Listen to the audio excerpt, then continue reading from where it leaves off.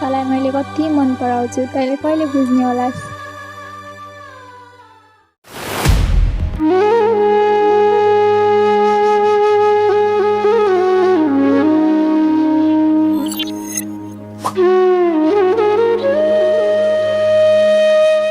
तैँले हिजो भन्थिस् नि आफ्नो लागि आफै स्पेसल हो भनेर, आफ्नो लागि त्यति धेरै स्पेसल छ। हेर जन्मिने एक्लै मर्ने पनि एक्लै, दुईको बिचमा अरूलाई स्पेसल किन बनाउनु पर्यो?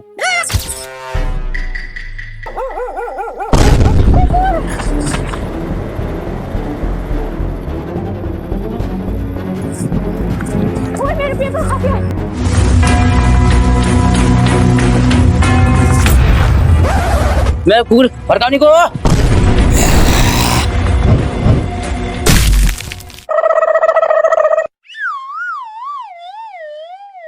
बल्ल आज थाहा भयो कि तैँले पनि मलाई मन पराउँदै थिइस् भनेर। तैँले गलत बुझेछ। म तेरो लागि म मात्र होइन, गाउँका अरू जोसुकै भए पनि यही गर्थे।